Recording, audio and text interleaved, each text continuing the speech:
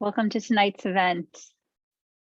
My name is Lisa Wymore, and I'm the faculty advisor for Berkeley Arts and Design, which is part of the Discovery Initiative here at UC Berkeley. Tonight's event is a wonderful presentation by Courtney Desiree Morris, Jacqueline Francis, Kenyatta Hinkle, entitled A New Vocabulary, Labor, Narrative, and Radical Possibility in the Work of Black Feminist Artists. This speaker series is supported by the Office of Berkeley Arts and Design, which connects and fortifies creative departments and units throughout the Berkeley campus. Funds for these talks are made possible by generous philanthropic donations. Unique to this speaker series is the connection it has to the course Humanities 20, offered through the Division of Arts and Humanities.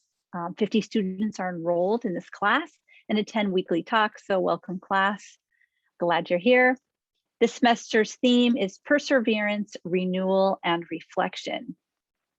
We are providing captioning for this event. You can activate this at the bottom of your Zoom webinar window. Please let us know if you have any other access issues, and you can post any issues you have in the chat, and we'll get to those as best we can. For questions related to the talk itself, which we'll have a Q&A period at the end, please use the Q&A feature also at the bottom of your Zoom webinar. Before we begin, let's recognize that tonight's event is located in the territory of Huichin, the ancestral and unceded lands of the Chochenyo-speaking Ohlone peoples, and specifically the successors of the sovereign Verona Band of Alameda County and the confederated villages of the Shan. The history and prolific artistic and technological development in this region has always depended on this land. Berkeley Arts and Design is committed to supporting the sovereignty and ongoing stewardship of this place by Ohlone peoples through building long-term reciprocity and relationship with tribal leaders and organizations.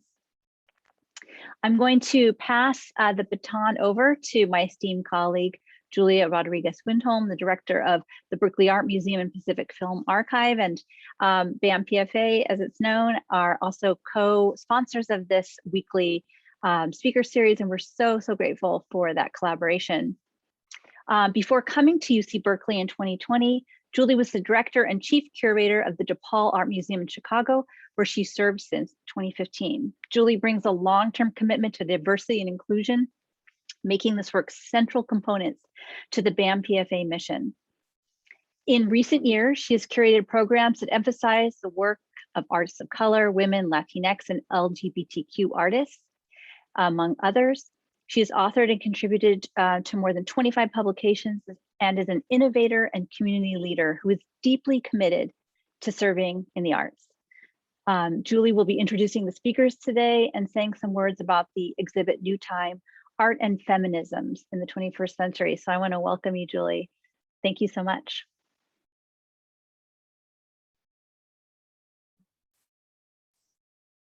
Wonderful. Thank you so much, Lisa.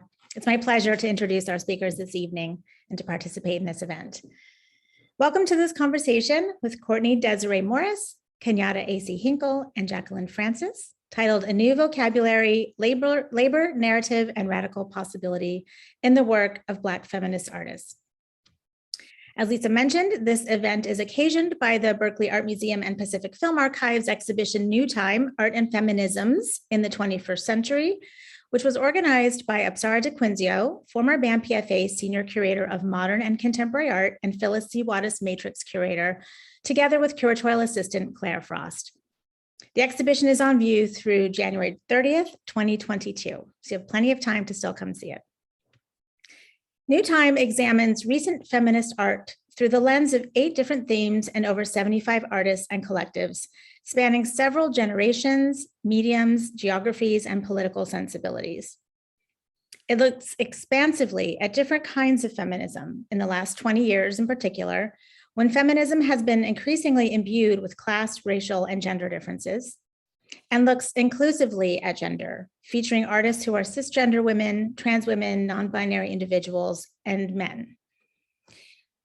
The exhibition is organized around 8 themes: hysteria, the gaze, revisiting historical subjects through feminist lenses, the fragmented female body, gender fluidity, Labor, Domesticity and Activism, Female Anger, and Feminist Utopias. The image we see here is an installation shot from the exhibition of Kara Walker's Endless Conundrum, an African Anonymous Adventuress from 2001, featured in the exhibition and on loan from the Walker Art Center. Today, focusing on Black feminism, this evening's conversation is inspired by the influential Black feminist scholar Hortense Spillers and her landmark essay, Mama's Baby, Papa's Maybe, an American Grammar Book, which is the subject of one of the New Time catalog essays. Now I will offer a brief introduction to our speakers in the order of their remarks. Courtney Desiree Morris is Assistant Professor of Gender and Women's Studies at UC Berkeley and a visual performance artist whose work has been exhibited nationally and internationally. Her work as a social anthropologist focuses on Black women's social movements in Latin America and the Caribbean, environmental politics in the African diaspora, and Black visual culture production. She's currently completing a book, To Defend This Sunrise, Black Women's Activism and the Geography of Race in Nicaragua. Jacqueline Francis is Associate Professor and Chair of the Graduate Program in Visual and Critical Studies at California College of the Arts. She's the author of Making Race, Modernism and Racial Art in America, and co-editor of Romare Bearden, American Modernist, and has published essays in numerous exhibition catalogs, including, among others, Blackness at MoMA. She's currently preparing an epilogue chapter for Mary Kahlo's book on African-American artists' participation on federally funded art programs in the 1930s. Yeah, very. Kenyatta A.C. Hinkle, Assistant Professor in UC Berkeley's Department of Art Practice, is a multidisciplinary visual artist, writer, performer, and healer. Her artwork has been exhibited and her experimental writing performed at numerous museums, including the Studio Museum in Harlem, SF MoMA, and the Hammer Museum. Her mixed media artwork, entitled Now There Are Three Different Ways to Get This Done, Your Way, Their Way, or My Way, is featured in New Time. Courtney, Jackie, and Kenyatta will each present, followed by a conversation amongst them. At the end, there will be some time for questions, so please submit any via the Q&A box. And now, Courtney.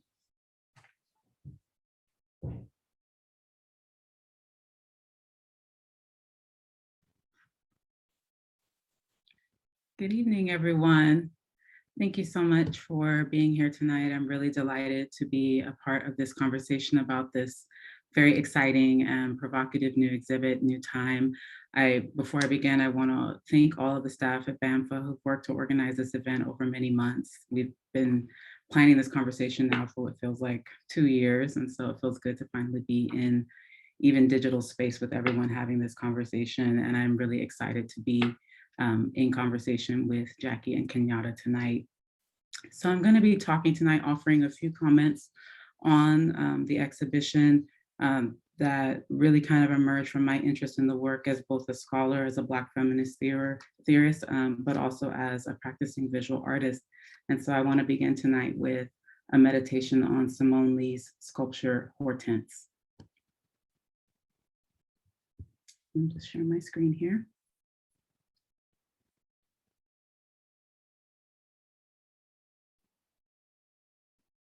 Okay, great. Simone Lee's Hortense is a wonderfully strange and compelling sculpture. Her skin is terracotta smooth, her face bursting like the cosmos beneath a crown of elaborate flowers. She feels both familiar and otherworldly, modern and endlessly ancient. Encountering it feels like holding a power object in one's hands as it radiates with life force and deep earth memory. She's female, human, yet something else altogether. Her face in particular is inscrutable, refusing disclosure, retaining the right to opacity. Looking at her, I am reminded of Erykah Badu's insistence on Black women's right to be a mystery and to define the terms by which they wish to be knowable. And she says, if you want to feel me, baby, better be divine. Bring me water for these flowers growing out of my mind. These sculptures attribute to the Black feminist philosopher Hortense Spillers. Hortense is a French feminine name that means gardener. I like thinking of Spillers as a gardener, whose constant labors in the field of Black feminist theory has produced a community of scholars, artists, and activists whose creative and analytical work is offering us new ways to think about the human, freedom, and futurity. In her groundbreaking essay, Mama's Baby, Papa's Maybe, an American Grammar Book, Spillers provides a genealogical critique of Daniel Moynihan's thesis about the deviant Black family and the, quote, culture of pathology, end quote, that it purportedly produces. Specifically, she analyzes how slavery not only ruptured and refashioned Black kinship structures, but also functioned to degender the enslaved Black subject by marking them as pure flesh that exist outside of the boundaries of normative gender. The degendering of the enslaved African is, as Tavia Nyong'o writes, central to her and his commodification, merchandising, and consumption. Spillers adds here that, quote, under these conditions, one is neither female nor male, as both subjects are taken into account as quantities, end quote. Through slavery as a gendered and racialized system of economic exploitation and social ordering, the master takes as his, quote, unlawful prerogative, end quote, the right to name the enslaved, the power to distort, thus the emergence of a set of names that describe Black women's vexed location in the social order. Women that we call peaches, Auntie, Sapphire, Jezebel, Brown Sugar, the list goes on and on. History colludes in this process of erasure as the archive provides no clues as to how an enslaved person might have named herself. This misnaming is, as Spillers reminds us, deadly, for though sticks and stones might break our bones, words will most certainly kill us, end quote. Yet the process of degendering, Spillers suggests, is also a site of radical possibility. For a female subject who exists outside the boundaries of normative female gender might also enact a vision that unsettles the nominative order that marks Black women in fugitive terms. Here, Spillers argues that the problematizing of gender places Black women, in my view, out of the traditional symbolics of female gender, and it is our task to make a place for this different social subject.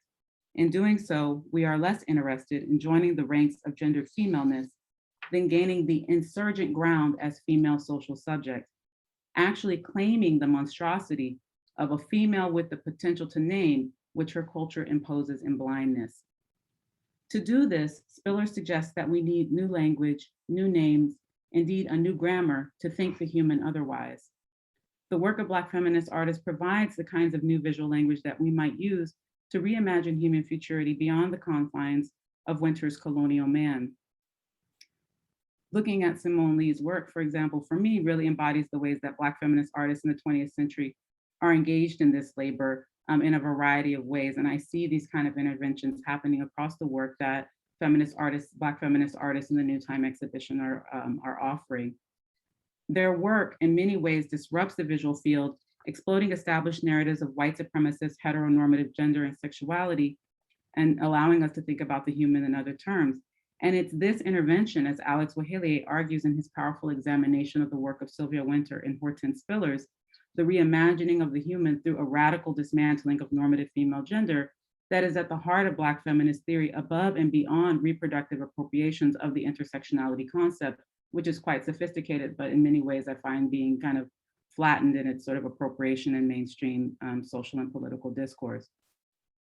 And so in my view, what Black feminist art in this context is doing is not only calling out modernity's foundational exclusions, right? The kind of universal norms that erase or obscure other ways of being human, but also mapping out the alternative humanisms that decolonial Black feminist thought offers.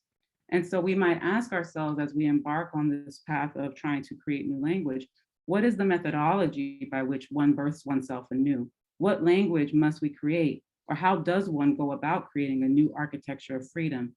How do we give shape, form, and substance to our own inchoate longings for an otherwise that has yet to come into being?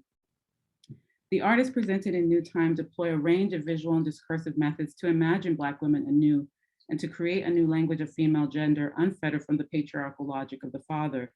And I sort of talk a little bit about these methods, and I'm really interested in thinking about the kind of four really sort of primary strategies that I see unfolding in this kind of visual field. And one is a practice of kind of archival reckoning and rearticulation that I see, especially in the work of someone like Carol Walker and Lorna Simpson's piece in the exhibition. And I have more specific and fuller conversations around some of the pieces offered, but for the sake of time and out of mindfulness for my co-panelists, I'll save those for now, but I'm happy to return to them later in our conversation. The second modality that I see Black feminist artists using to articulate a new kind of language to describe a kind of notion of radical Black female gender beyond the father is through a practice of refashioning the body beyond the limits of heteronormative order. I also see artists engaging in a practice of re-narrating the body as a site of both of trauma, but also of pleasure. And I was really intrigued by the work of Mickaleen Thomas in particular, and her portrait of her partner, Raquel, I See You. And I'm also really intrigued by the work that I see Zanele Muholi doing in their portraits and stagings of gender nonconforming people in South Africa. And then finally, I see these artists engaging in a practice of indexing expressive modes of Black being that defy the unspoken boundaries of universal humanism. And one place where I also see that happening is in the work very clearly of Ellen Gallagher and her piece, Deluxe. And so collectively, these practices of unearthing the alternative humanisms of Black feminist thought provide us with a methodology for freedom that we should take seriously. For it is in the very practices of refusal that we find in the spaces that we find in Black women's sort of everyday social practices, we see them enacting their desires for the kind of freedom that Tina Camp describes as an anterior Black feminist futurity. That is a future that is not yet here, but that must be, because our freedom, our very being requires it. Like Black feminist theory, Black feminist cultural production is largely driven, as Sadia Hartman writes, by, quote, the stubborn desire for an elsewhere and an otherwise that has yet to emerge clearly, a notion of the possible whose outlines are often fuzzy and amorphous. And so I wanna, as I close sort of close my comments and open up space for conversation with my co-panelists, I wanna ask a sort of set of questions that I think are really driving a lot of the cultural production that I see in this exhibit. And the questions that I would wanna ask is, what would happen if we enacted the freedom that we know that we deserve, as though the future conditions that we already require to do so actually already existed? What if we attempted to live as free as the many gendered daughters that are yet to arrive, but that we know are coming? And so I ask, what kind of future, what kind of present can we bring into being through these disruptions in the visual field? Because as Lee and Spillers both remind us, the future is a garden that needs constant tending, and we still need new language. Thank you.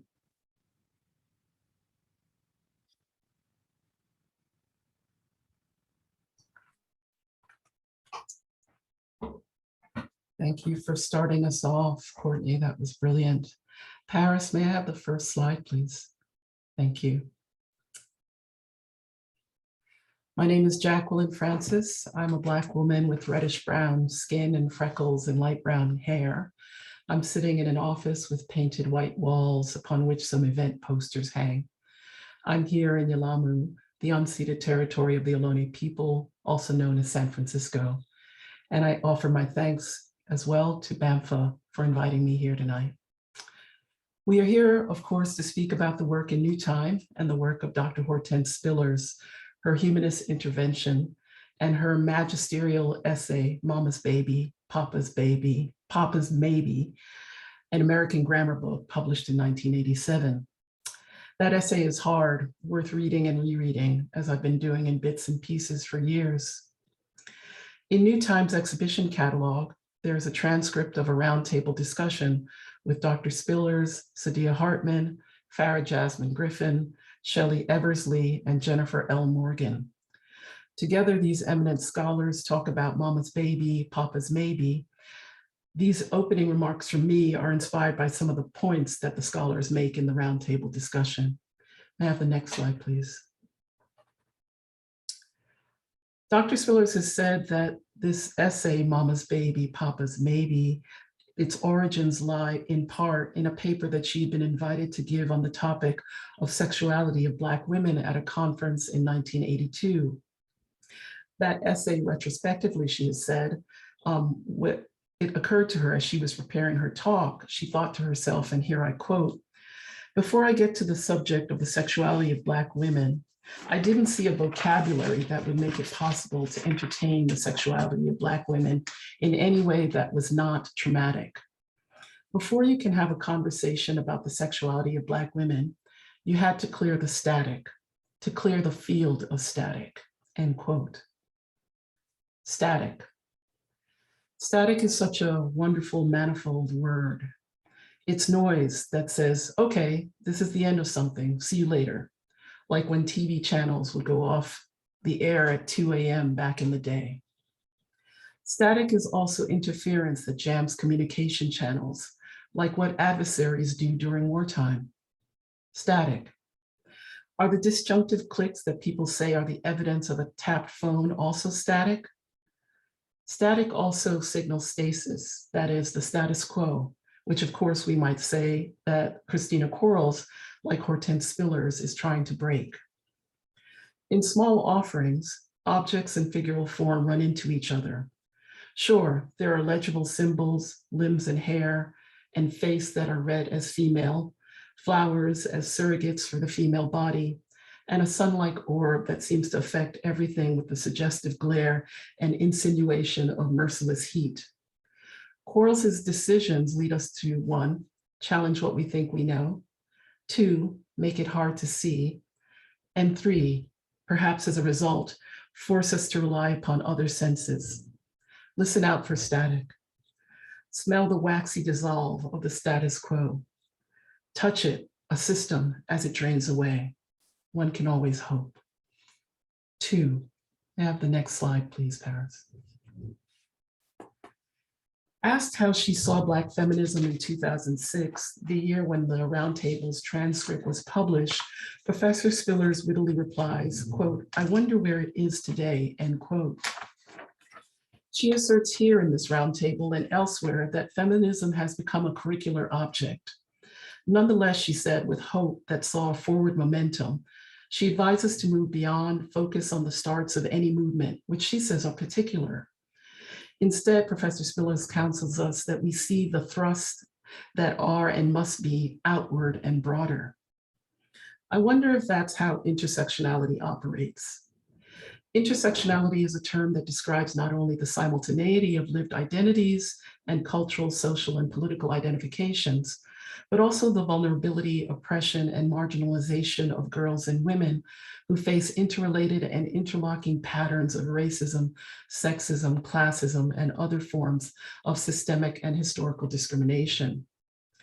20th century feminists of color, from the Kambihi River Collective and Gloria Anzaldúa to Kimberly Crenshaw, Patricia Hill Collins, and Audre Lorde, built on the activism and ideas of their 19th century predecessors, such as Maria Stewart, Sojourner Truth, and Anna Julia Cooper. The legal scholar Crenshaw coined the word intersectionality in 1989, coming to it because her research revealed that single issue politics, including racism and anti-racist activism, failed to address the lack of justice for Black women and other women of color in the US. Intersectional analysis, of course, has been taken up outside of the US. Intersectional analysis has become global. Where it is deployed, intersectional analysis throws structural inequality into relief toward dismantling it and institutionalizing racial and social justice, gender equality, and human rights, especially toward redressing multiple burdens and deadly harms faced by women of color. In New Time, Lava Thomas's subjects are civil rights activists. They are parts of a collective. They are political activists, and they are laboring feminist subjects as well. 3, may I have the next slide, please, Paris. In the roundtable, Dr. Farah Jasmine Griffin says that Mama's baby, Papa's maybe gave us a vocabulary. Considering that the subtitle of Professor Spillers' essay includes the word grammar, I found it interesting that Professor Griffin spoke of how the essay gave us a vocabulary. What's the difference between vocabulary and grammar anyway? Me, I take grammar to be the rules of engagement, the action. I think of grammar as the doing, that is the verbs. In contrast, vocabulary seems to me to be the nominative, that is the noun. The arguable difference is between identity and identifying, what I call myself, what others call me, as opposed to what I do and what I say. Ellen Gallagher adeptly borrows from European modernism's orientalizing vocabulary, the grammar that is the engagement between the gazing artist and the gazed upon model. Even older, a European modern trope dating back at least to Titian, a dedicated commitment to othering. Gallagher's eyeballing is tellingly humorous. Her gesture not only ridicules the figure of Freud with his back to her not looking at her, but it manifests her fatigue with the whole routine. Number 4, and this is the last one. Jordan Castillo says she's interested in representing her communities in her paintings. Here, the family of Ethiopian descent who run Benyam, a Harlem restaurant, are her subjects. I mention these entrepreneurs' heritage because at times Blackness becomes a homogeneous signifier. So much of what we know about African-American studies demonstrates that there is a complexity and a complication to Americanness, not only in terms of the binaries of Black and white identities and identifications and nationalisms, but also in terms of the entries, journeys, and habitations of African-Americanness. Of course, the realities of institutional racism mean that our lives as Black people are constrained and restricted, and that they can be snuffed out no matter when your people arrived on these shores. 1619, 2019, maybe 2119, if there's still a here. What I admire about Castille's painting is that Black bodies and spaces are physical and liquid at the same time in this composition. Castille's rendering of their chiseled faces and stiffly creased clothing is matched with the linear renderings of the bar glassware and shells. It's as if these human beings and the things around them are both solid and schematic. Castille's approach to situating their presences sets up a curious contrast with the liquidity of the pictured forms in the images and the text in the background, and especially the languid pose of the man in the stiff-brimmed baseball cap with Queens on it. Thinking about these recently diasporic Black individuals in this painting makes me think of another vocabulary word that Professor Spillers and the other scholars bring up in the roundtable. That vocabulary word is the phrase, the Black Atlantic. Professor Spillers offers that this phrase, the Black Atlantic, seems to foreground the global, transcultural, and theoretical, and she insists that it must complicate gender. I'll stop there and turn it over to Kenyatta.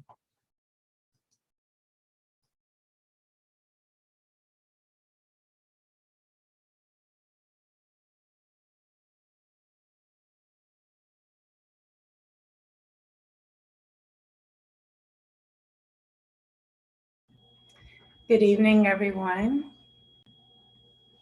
I'm so delighted to be here tonight speaking with Jacqueline and Courtney and about this amazing exhibition. I want to thank BAMFA for putting on such an amazing, spectacular show, and Apsara, and a special thank you to Marilyn Lowy and Pamela Jo Rosenall for allowing my work that is in their special collection to be on loan. For the show, it's been an amazing honor to be in an exhibition with so many of my sheroes and theyros and people rows. It's just really, really exciting, kind of overwhelming a little bit, to be honest. Okay, let's share my screen. Webinars are always so weird because I can't like see the audience or kind of, I feel you all out there. So I wanted to do a little bit of a story time and to go into more depth into my piece that is on view. And it, like I continue to say, it continues to be an honor to be in the section that is about the body in pieces, in which my work shares a wall with Lorna Simpson and Simone Lee and Ellen Gallagher, and just really, really looking up to all of these individuals and their expression and their work.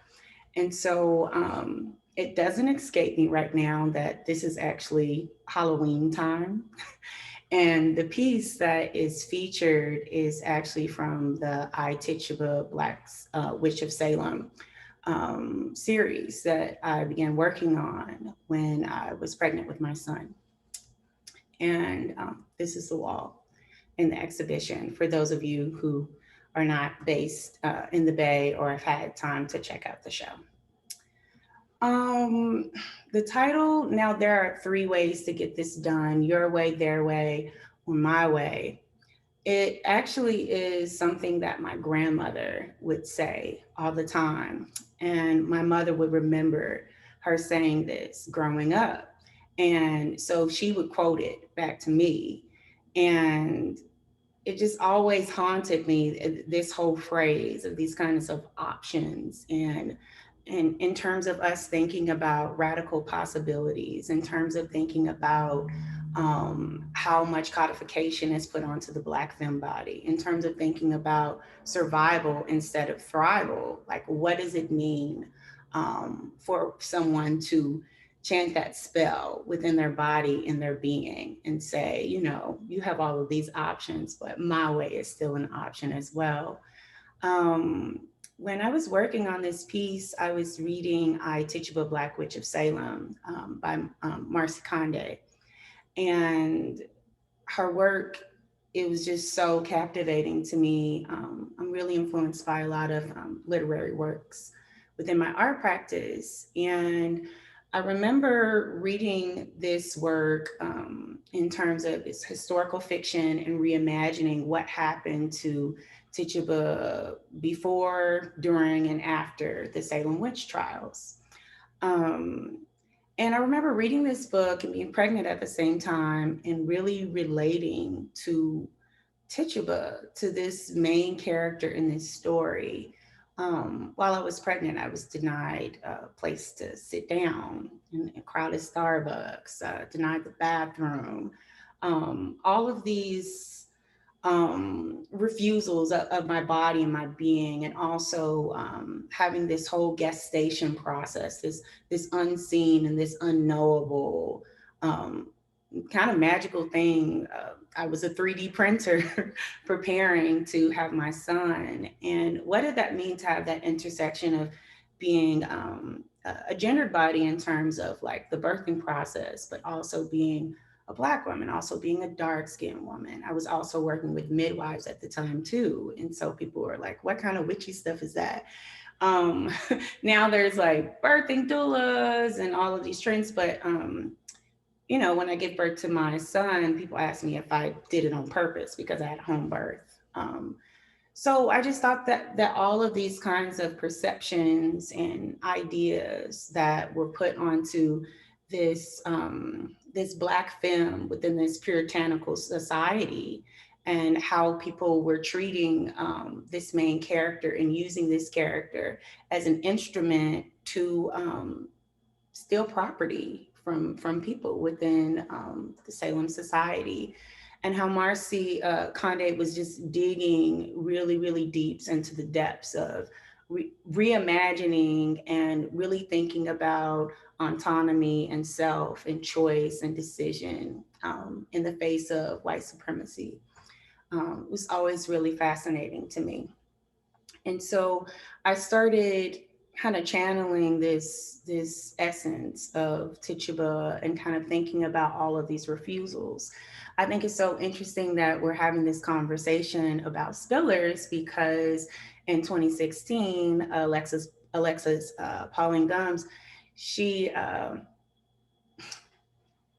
requested that that this piece be on the cover of this whole amazing embodied hybrid experimental work of poetics that was inspired by Hortense Spillers' work as well. And so it's just so interesting how This piece resonates on so many levels, and it continues to come up again and again and again in conversation. I wanted to show a few other works that I was making during the time, because I think it really, I think it speaks to a lot of things that Courtney and Jacqueline said. I really love Courtney's statement about the power to distort and refusing disclosure, refusing to define the terms that are unknowable. This piece, Tituba siphons up her spectators in order to feed her young. So much of my practice and a lot of works that are in the exhibition really talk about thrival, survival. What does it mean to take a lot of the angst and animosity that is placed onto femme bodies, and to kind of spit it out or reimagine it, and to create this whole other discourse of being. Yeah, so when I was working on this work, I was thinking a whole lot about smoke and bodies that are kind of engulfed in fog and in mystery, the unknowable, the unseeable, and what kind of autonomies can come out of the unknowable and the unseeable, what kind of magical powers reside in that. Yeah, I don't know, it's so interesting that as I continue to grow in my practice and to sit with these works and how much their meaning continues to transform even how I'm thinking about how I navigate in society and my relationship to my own body and what I want to be knowable and what I don't want to be knowable. I also wanted to talk about the trajectory from making the works in 2013, 2014, and how I had to invent this whole new term within my practice to talk about this rampant erasure of Black femmes. In 2014, I had discovered this information that the Black and Missing Foundation had reported that there were 64,000 missing Black women in America. And that's 2014, so you can only imagine how the numbers have changed. Even just a moment of silence because it's unfathomable. But I started working on this body of work called The Evanesced in 2016. And a lot of this work was inspired by a case in which a man in South Central, he was disappearing a lot of women who were plagued by the crack epidemic that was really ravaging a lot of Black communities in the early 80s and 90s, early 90s.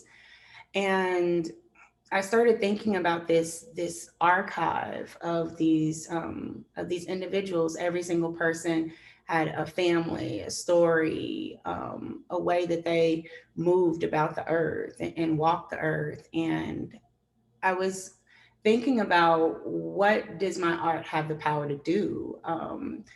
I didn't want to create portraits of people who were disappeared by this particular person, because for me, that wouldn't have necessarily been in alignment with my ethics and what I wanted to kind of dig into. If I would have did portraits of people who were disappeared by this particular person, then I would want to spend years and years and years with the family, finding out what every single person ate, what they liked to do.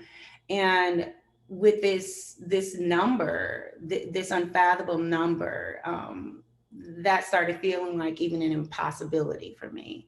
So I started thinking, how can I elevate or participate in helping to elevate these individuals that were disappeared?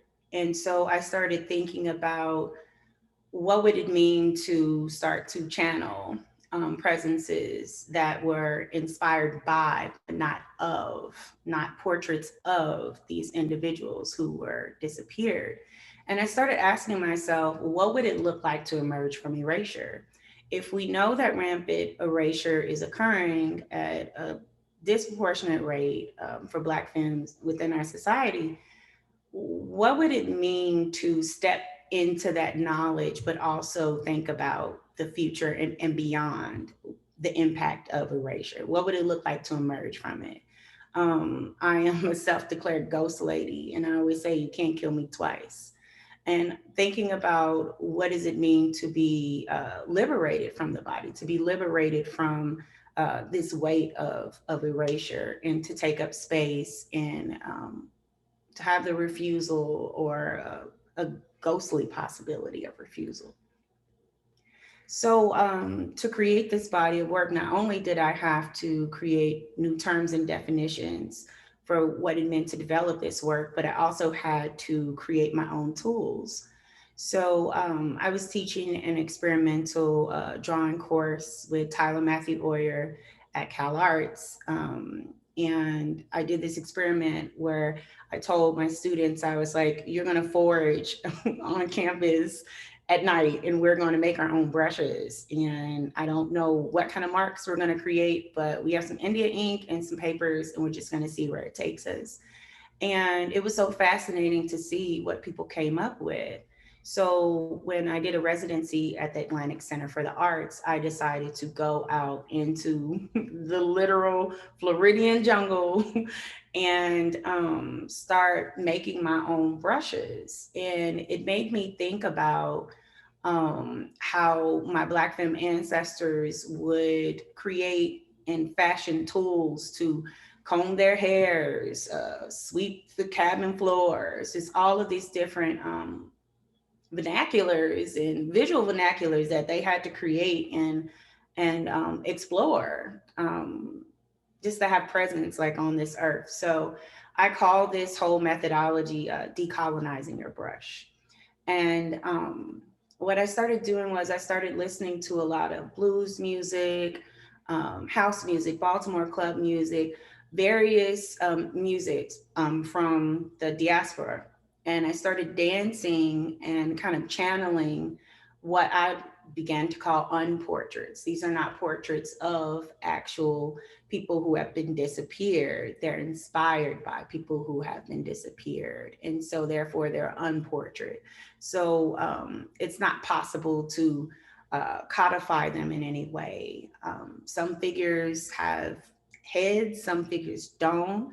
Some figures have extensive baby blue baby hair and a lot of different elements going on. And I don't know who's going to come out on the page. I don't know what's going to happen. It's all improvisational, it's all channeling. And this term, unportraits, is also being used to describe other people's practices in terms of what does it mean to decolonize how we even think of portraiture. This idea that if I paint a portrait of somebody, I'm capturing their character and their essence, and I can record them historically, and therefore we know every single thing about this person. What happens when the portrait itself refuses to be codified, refuses to give the witness or the viewer of the portrait any tangible information about its being? I get asked a lot, why are the figures nude?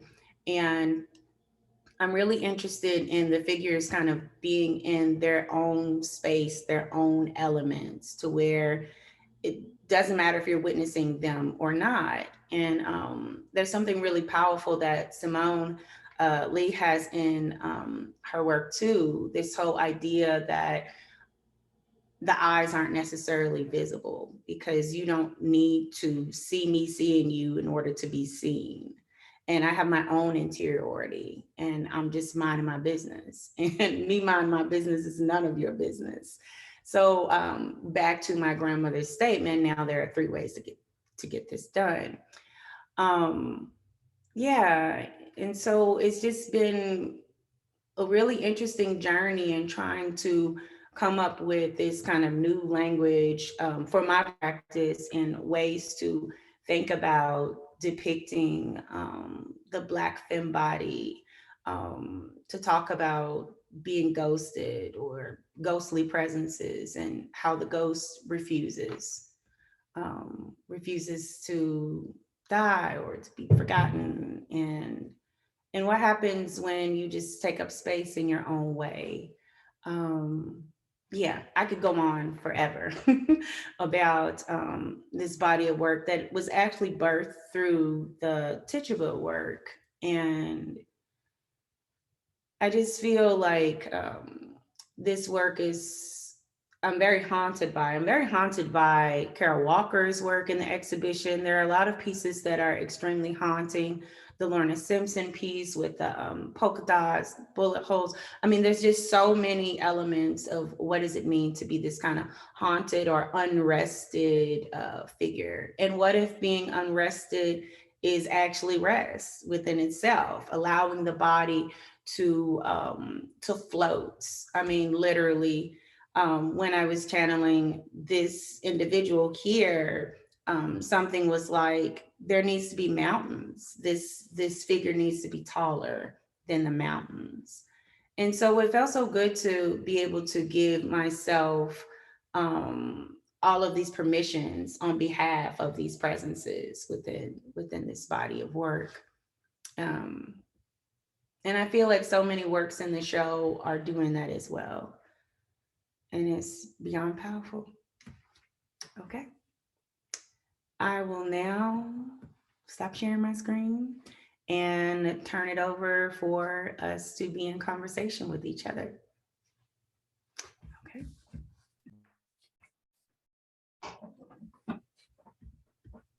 That's great. Thank you, Kenyatta. Thank you, Courtney. It's a privilege.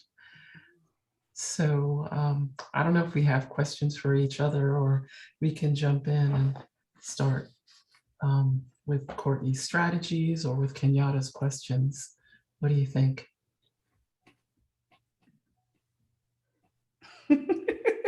We're all like, what?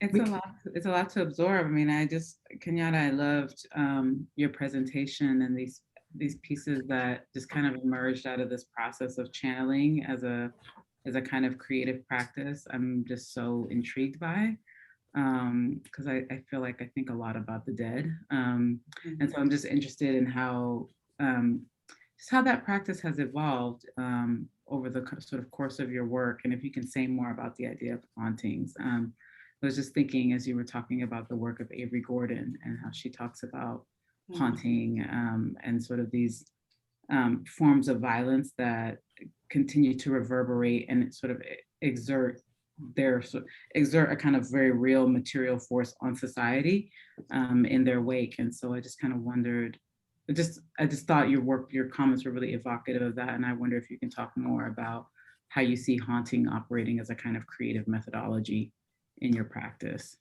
Ooh, that is such a great question, Courtney. Wow.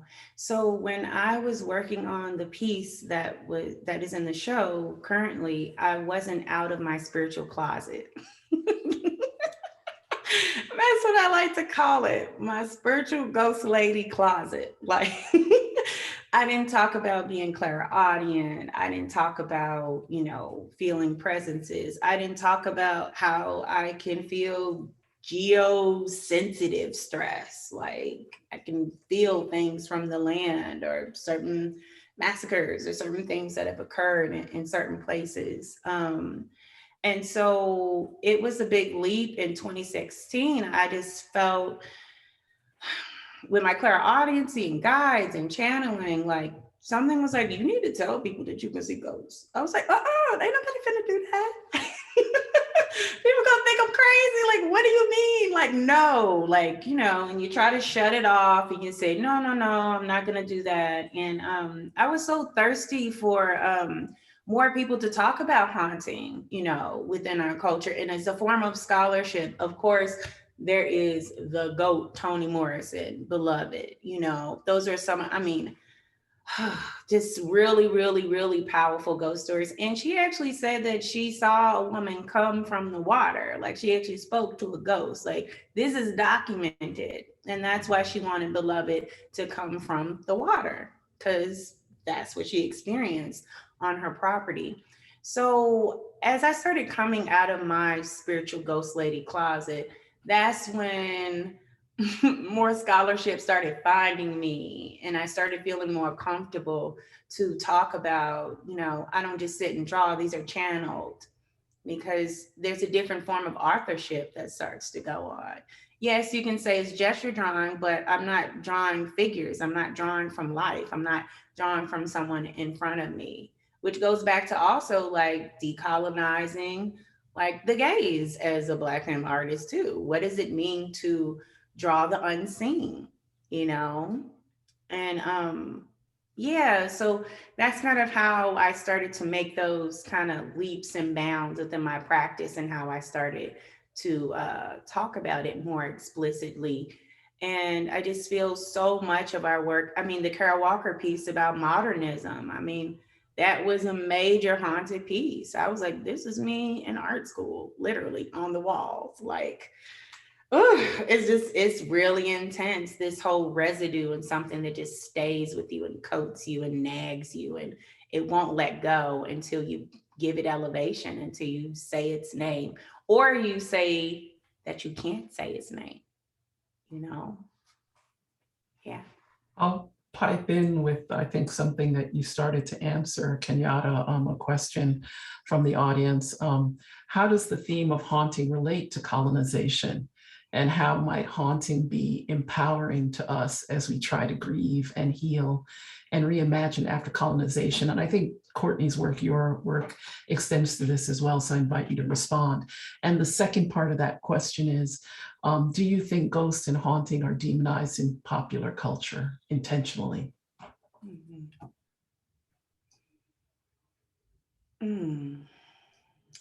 that's a lot. I'm like, Courtney, you go. I mean, it is a lot. I mean, Kenyatta, as you were talking, I was also thinking about, I was reminded of Jackie Alexander's work in Pedagogies of Crossing, and the last chapter of that book, which I think for a lot of us was kind of a really paradigm shifting piece of work in terms of thinking about the kind of work that Black feminist thinkers do in the archive, and how the study of history really shifts when you think about history through the lens of the lived experience of people who are, who are excluded from the promise of like liberal subjectivity and personhood, or who, are sort of on the margins, or are the boundary against which modernity is defined, right? And so I was just thinking about that, like I feel like there's such an interesting conversation right now, and I think going to the exhibition and looking at the work in the New Time show, there's a really interesting conversation happening between Black feminist thinkers and Black feminist artists right now, and I feel like kind of one of the central modalities that I see coming up in that conversation is really thinking about the place of spirit, really thinking about sort of the question of ancestral memory. What does it mean to try to expand our ways of thinking about what constitutes an acceptable archive, and what constitutes acceptable forms of evidence for talking about the violence that, in this instance, particularly Black femme people have experienced in the West, but also the need to do that work so that you can then imagine other ways of like being in these Black femme bodies. And so there's something there that I thought was really interesting about the kind of tools that Alexander offered in that moment of saying, like, we could engage with the things that haunt us, whether it's, a woman who shows up in an archive and is like, you need to tell my story, but you're not going to find me in paperwork. You're not going to find me in text, but that doesn't mean that my story is not telling, and it doesn't mean that there's no archive that can account for my existence. It's just not this one. And so that's not, I don't know that works as a way of an answer in terms of thinking about, the kind of broader, way of thinking about colonization through the specter of haunting. But I did find myself thinking about that as you were talking, Kenyatta, and wanting to kind of maybe call Jackie Alexander into the room. I love that. Wow. I was reading The Black Shoals, Offshore Formations of Black and Native Studies by Tiffany Lethabo King. And I mean, I barely made it like through the first couple of pages of the introduction. I still need to really sit with it, but I'm paraphrasing here, but I remember a passage in which the author was saying that the haunting is the justice. And I put the book down, y'all. I just put the book down. It was just like, oh my gosh, like what does that mean? That is so rich and powerful. And I just think about this idea of like even curses, you know, if you don't do right by me, I'm gonna haunt you. I'm gonna make sure I'm gonna haunt your kids. I'm gonna do Yes. And actually, I had a chance to visit Salem around Halloween. I had a show at the University of New Hampshire. And I was just like, they were like, you know, you could go to Salem right now, right? And I was like, oh my God. Wow. I really didn't want to, but I had to make that pilgrimage. And there was a ghost tour that was booked and everything. I'm like, I am a ghost tour. I don't need to go on a ghost tour. I'm an everyday ghost tour. But it was so interesting in how the tour guide talked about so many curses and so many people that were like, you know what? You're doing this injustice to me. You're doing this theft of the land. We're not technically even supposed to be here. And so it's injustice on top of injustice. I'm just haunt this place. This place is gonna catch on fire a couple of times. It's gonna do this, it's gonna do that. Even thinking about Katrina and the legacy and, you know, the recent storm just coming back on the same day. And just, you know, I've been thinking about that a lot with colonialism and the impact on the environment and all of these things, and what happens when nature comes back to haunt. What happens to something that you just can't get rid of until you speak its name. And I think that is the disease of colonialism. It's something that wants us to forget. I mean, even with this critical race theory situation that's going on, I believe Alabama has fully done away with it in the schools. So what kind of ghosts are going to come out because of that? You know, that's a haunting within itself. Even being haunted by this idea of I don't want to remember.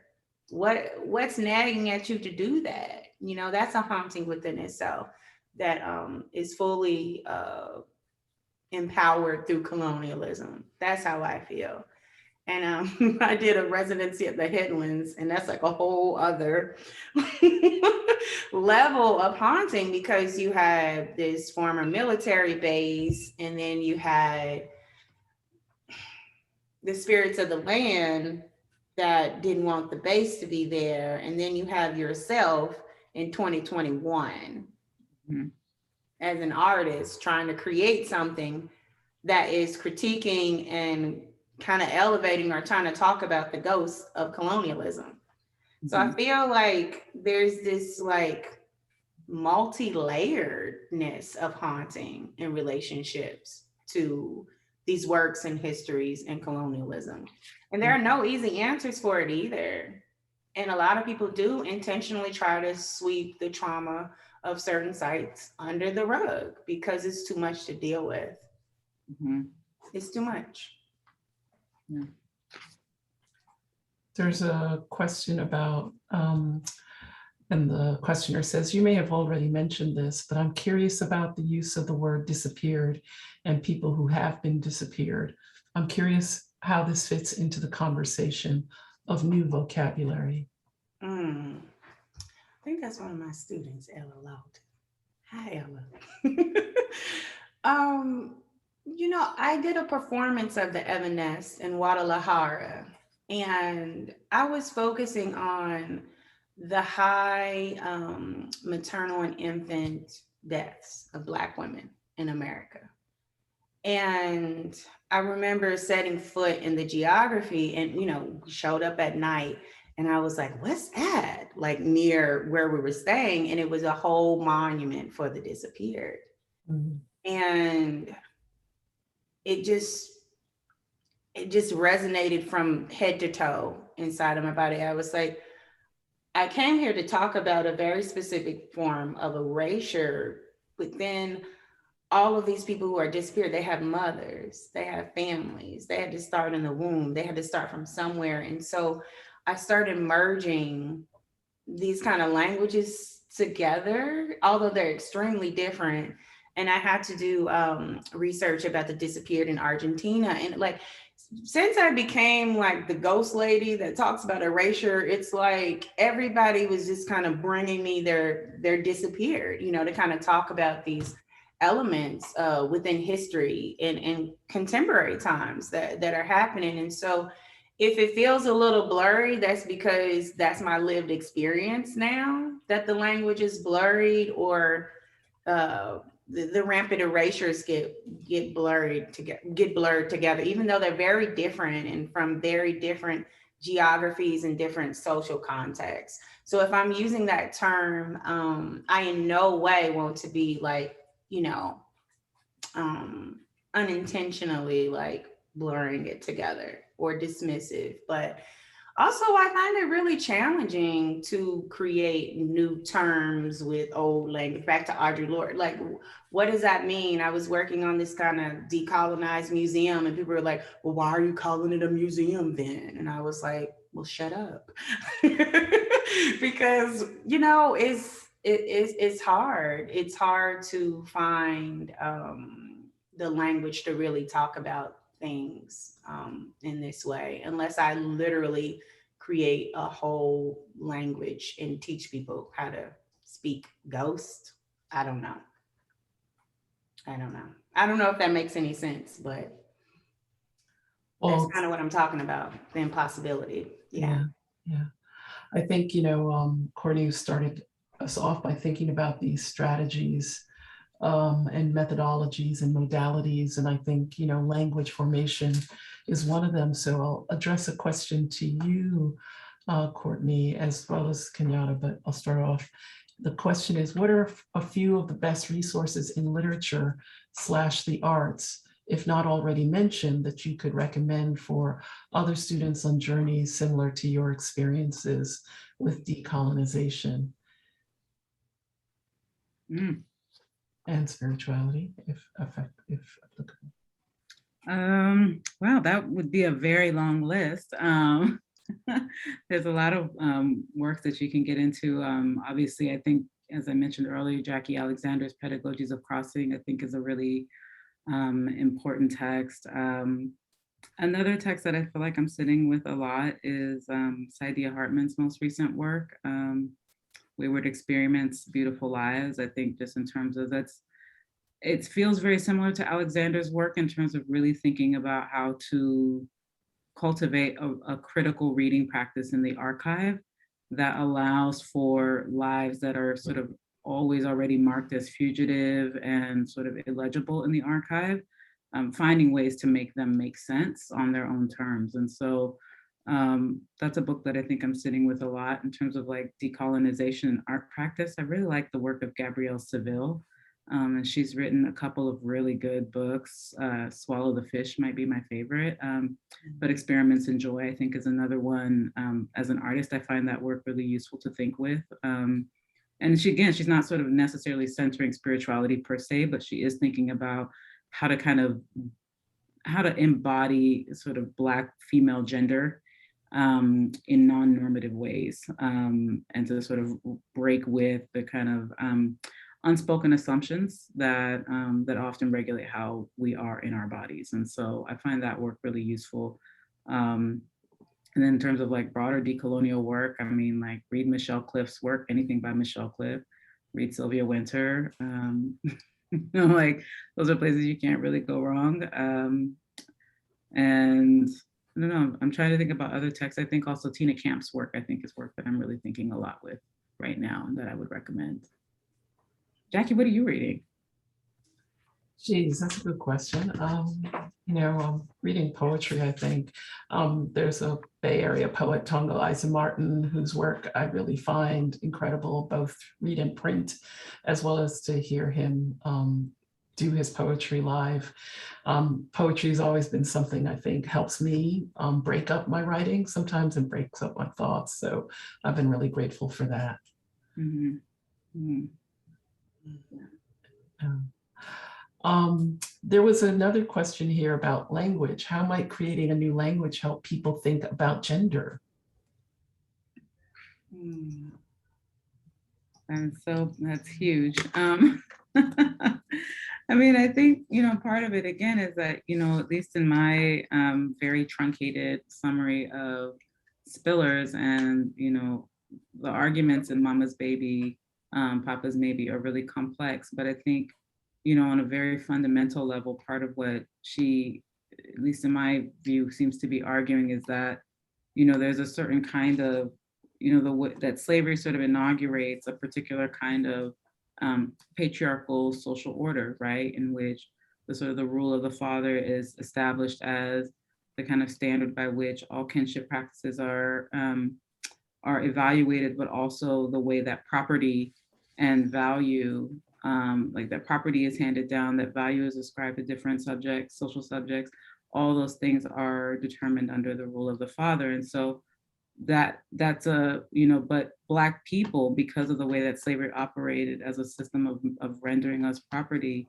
we didn't enjoy any of the quote unquote protections of that system. And so on the one hand, there's a sort of narrative that those sort of forms of kinship that we developed are deviant and messed up and culturally pathological. But Spillers is saying, well, actually, if you fall outside of the norms of, if you fall outside of the sort of the dictates of normative gender order, that actually opens up a whole different set of possibilities for you for like how you might imagine being in the world, right? And I think, the work of someone I really like working with and teaching, Roderick Ferguson's book, Aberrations in Black, because he talks a lot about the way that Black feminist writers in particular, like, Toni Morrison, Audre Lorde, and Barbara Smith and others, really offer these sort of blueprints for imagining Black female gender, like literally the language is imagining something else to be, right? And so and I think what's so exciting about it is the kind of the openness and the expansiveness of that response, which is it's not about dictating what that should look like, but it is about sort of opening up a field where sort of multiple kinds of, humanist traditions, if, could become possible, right? Or that we could at least begin to consider the possibility of imagining many different modes of being human in the world that aren't sort of confined by or sort of overdetermined by the kind of the violence of the naming practices under the rule of the father. So that's a very long answer for saying it's meant to be a kind of expansive field for us to figure out together collectively what we might want that to look like. And that for me is what's really exciting about the work in New Time, because I really see people kind of grappling with that question of, well, if we're not what people say we are, then what are we? And would we also be willing to consider, I thought that Spiller's statement around kind of claiming the monstrosity of a female with the potential to name. And I'm like, oh, well, what are the sides of ourselves that maybe we're afraid of? And that we don't really approach as possibilities for being, because we also to a degree are perhaps inculcated into a kind of respectability politics that doesn't allow us to go there, right? Like I think that's why artists like Kara Walker really trouble us. And so I think that's part of what is offered is the possibility of something else without a kind of over-determining or prescriptive sort of idea of like, well, it has to be this. Does that make sense? Yeah.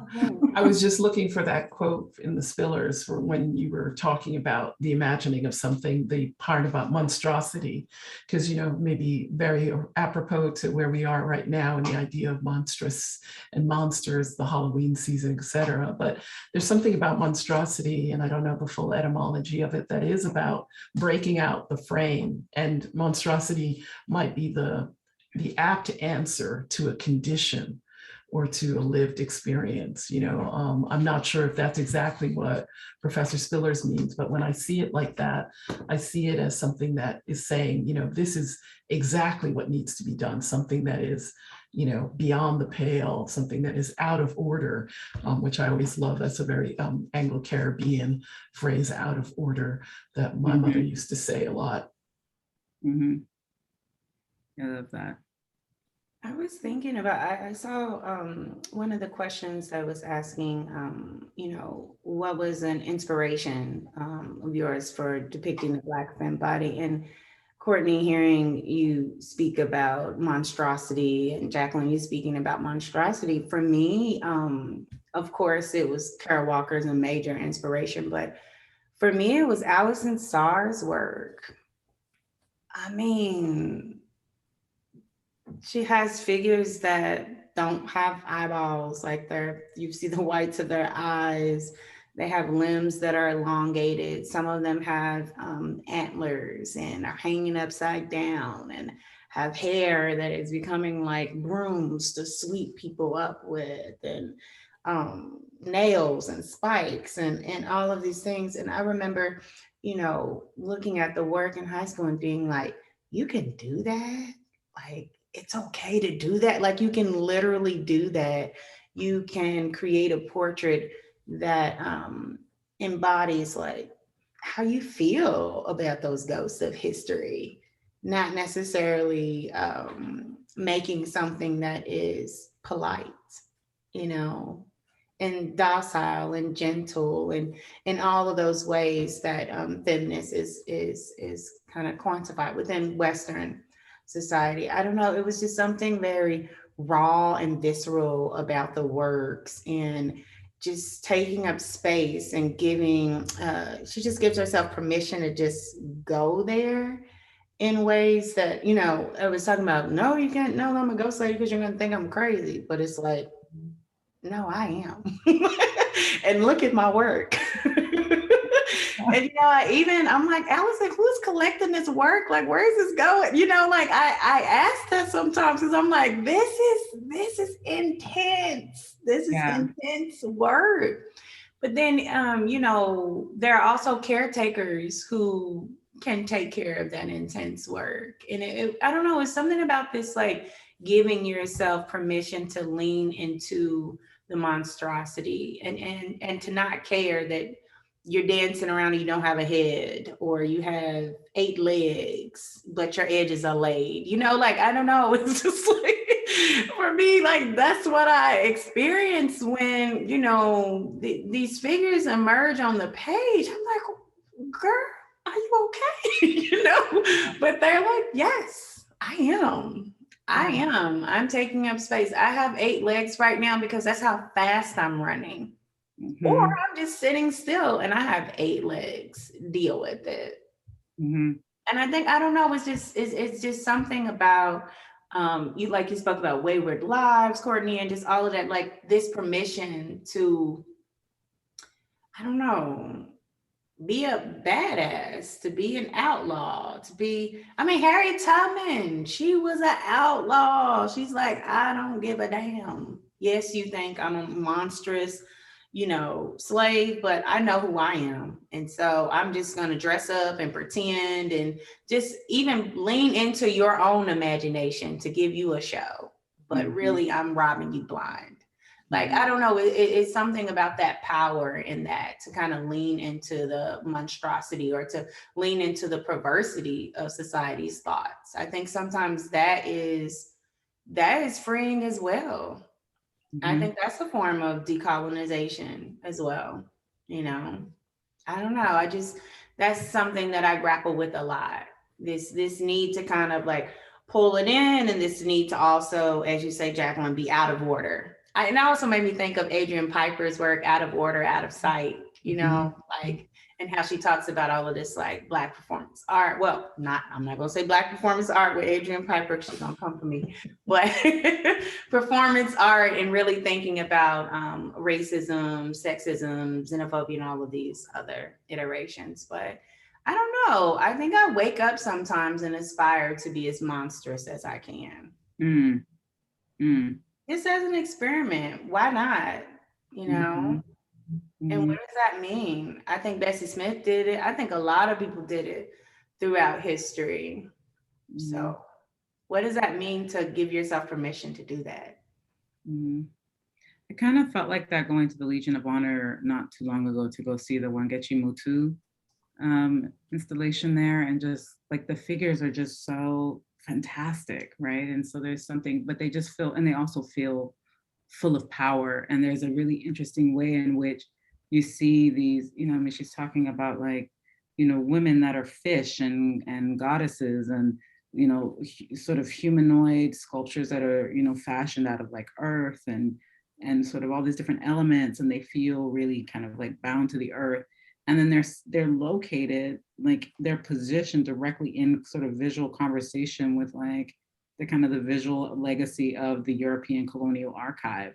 Right? So there's something that feels like almost like a confrontation that happens by like a summoning of the monstrous, and using that as a way of kind of exposing the limits of this kind of, project of liberal inclusion that always continues to produce its own sort of violences and like exclusions and erasures to maintain itself. But there's like a way in which the monstrous kind of refuses that, like the move to a kind of innocence that I think is really interesting. So anyway, I just thought about Wangechi Mutu as you were talking. That's perfect. That's Her figures are just full of power. Yes. And huge scale, and there's a permanence to them too. Like they feel very slippery, like they're ephemeral, but they're very permanent at the same time. And she always like teeters that edge, between, I guess repulsion and desire, the fine line between repulsion and desire. And like, what does it mean to be so monstrous that people can't look away? But also, what does it mean to be so monstrous that people want to cage you and codify you at the same time too? I grapple with that a lot throughout my practice, and also just how I walk the earth. And I don't know, I don't know. I'm just thinking about being in the company of people who are interested in monstrosity and allowing that to spill over onto the page or whatever it is that they find themselves doing, writing, dancing, moving. I just think about that a lot. I think as we're getting toward the top of the hour, it's apropos that we have a couple of questions about vocabularies. And so let me put them out. One is, how do we make sure language and vocabulary are used to form community, as opposed to being used by those who mean to enact violence against those enact violence against those other communities? I think that's what the questioner meant. The other question is, do you think there are specific vocabularies, forms of language that we should be utilizing to describe non-normative ideas of gender? And then the last one is, do you think that the creation of a new language is to broaden the definitions of inclusiveness and equality, with the ultimate goals to address more forms of unrecognized prejudice and exploitation? What new language do you believe is required in the discourse of gender and race in the context of the pandemic?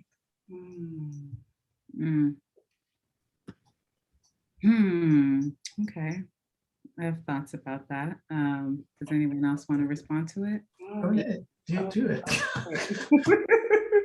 Well, I guess to the last question of, and I'm looking at it right now, so if it looks like I'm looking away, that's because I'm looking at the question.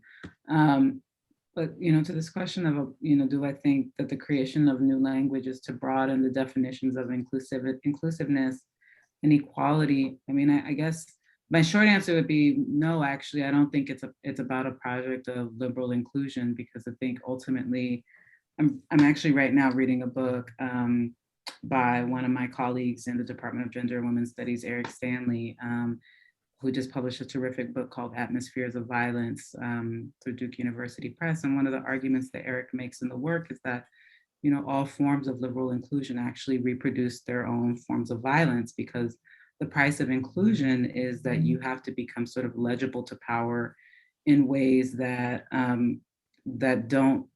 in ways that sort of reinscribe your erasure and marginality, right?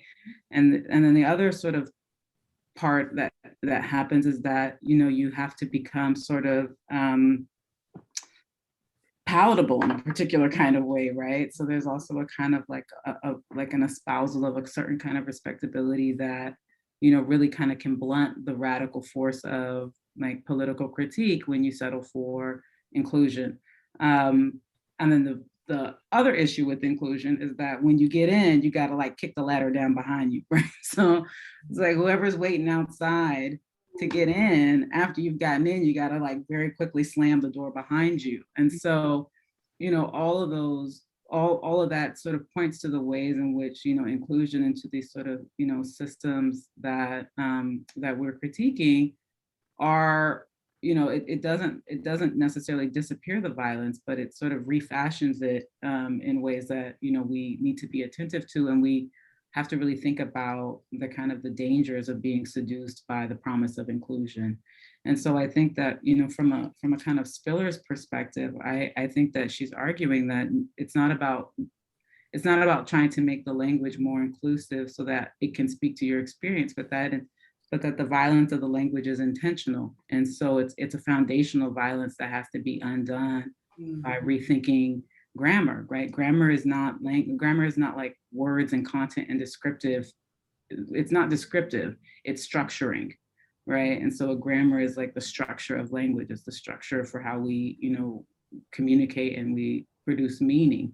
So the goal is to create new grammar that can open up space for new kinds of forms of meaning, new ways of narrating oneself, and new ways of being in the world that have always been available, but we haven't been able to access because the grammar that we're operating in forecloses that kind of the possibility for that to exist.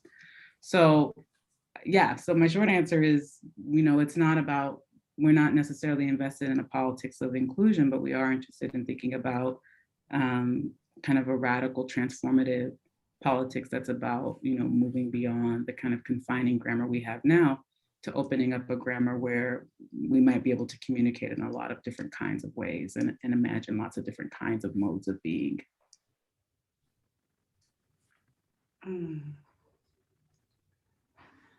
mean, as you're speaking, that's why I keep thinking about the ghost, like undoing what's been done. Like, let's focus on that instead of it. And it also creates a lot of labor for the people who are seeking inclusion to invent new ways for people to understand them or invite them, as, you know, we say, to the barbecue. You know what I mean? Like, you know, and so I'm really like thinking about that. Like, how about we really examine what is so patriarchal within our language that we have. Oh, I hate the term grandfathered in, grandfather clause. Oh, it just boils my blood. It literally boils my blood. And it's so, you know, ubiquitous. Oh, this is grandfathered in. It's a grandfather clause. And it's like, who was the grandfather that was grandfathering it in? Why did they even build this clause, you know? And so it's just, it's that daily violence of language. And it's like, is it about finding new language, or is it about like, let's dig into this grandfather clause and really parse out this whole history of what this even means. Now there's this whole gentrification of Joshua Tree of the Desert, right? Fleeing to the desert. I read the LA Times, and this person was saying, we're like frontiers people out here. And I was like, oh, Wow. I mean, this was like printed like a couple of days ago, you know, about what it means to now flee to this desert and, you know, get acres and acres and acres of property that's cheaper to live and just all of these things. So yeah, I how can we strike a balance between, you know, really examining the language that we've been using too? You don't get off the hook for that, you know? Language is a struggle, and it's a necessary one. So I think that's maybe our takeaway for the evening as we think about new vocabulary. And thanks so much to Hortense Spillers for helping us think about grammar as well. I'm going to turn it back over to Lisa and to Julie, I think, to make closing remarks. Thank you so much.